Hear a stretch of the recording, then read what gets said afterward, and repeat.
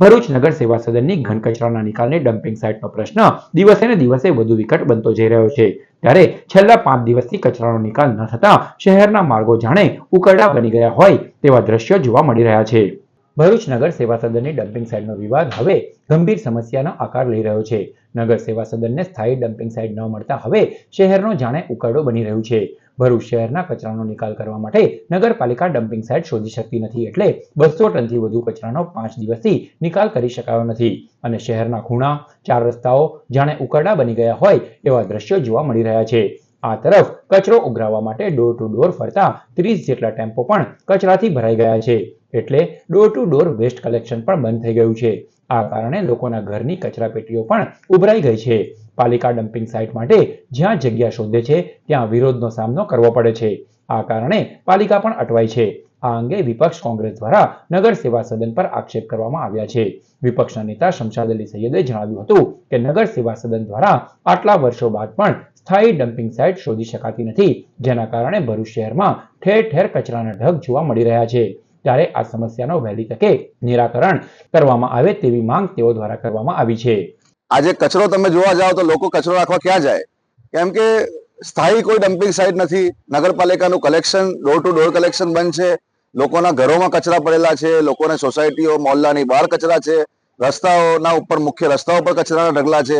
નગરપાલિકા હંમેશા વિવાદમાં રહીને નગરપાલિકા જે પોતાની સ્થાયી ડમ્પિંગ સાઇટ કહી શકાય તે ઊભી કરવામાં સદંતર નિષ્ફળ ગયું છે. આટલું મોટું ભારતીય જનતા પાર્ટીનું શાસન 30 વર્ષથી ભરૂચ નગરપાલિકામાં હોય અને એક સ્થાયી ડમ્પિંગ સાઇટ ભરૂચ શહેરીજનોને આપી શકી નથી.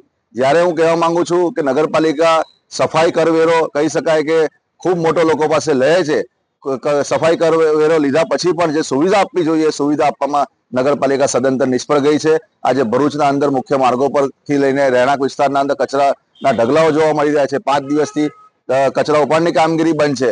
એની સાથે સાથે વર્ષના અંદર કહી શકાય કે મોટા ભાગના દિવસોના અંદર દર મહિને કહી શકાય કે ડમ્પિંગ સાઇટના મુદ્દે કચરા કલેક્શન બંધ થઈ જાય, ડોર ટુ ડોર બંધ થઈ જાય, પણ નગરપાલિકાનું આ ભારતીય જનતા પાર્ટીનું શાસન આ ડમ્પિંગ સાઇટના મુદ્દે કોઈ પણ રીતે કહી શકાય કે એના અંદર નિરાકરણ લાવવામાં સક્ષમ નથી.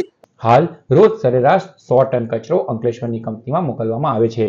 નાના ટેમ્પોને અંકલેશ્વર મોકલવામાં આવે તો ઘરે ઘરે ફરીને કચરો એકત્ર કરવાનું કામ રખડી પડે, એટલે નાના ટેમ્પોમાંથી કચરો મોટા વાહનોમાં ભરવા માટે પાલિકા એક પ્લેટફોર્મ બનાવવાની જગ્યા શોધી રહી છે. પરંતુ જ્યાં જગ્યા શોધે ત્યાં ડમ્પિંગ સાઇટ બની જશે તેવી ભીતિને કારણે લોકો વિરોધ કરી રહ્યા છે. આ અંગે નગર સેવા સદનના પ્રમુખ વિભૂતિ યાદવે જણાવ્યું હતું કે આજથી ડોર ટુ ડોર સેવા ફરી શરૂ કરવામાં આવી છે, એટલે આવનારા દિવસોમાં કચરાના ઢગ જોવા નહીં મળે.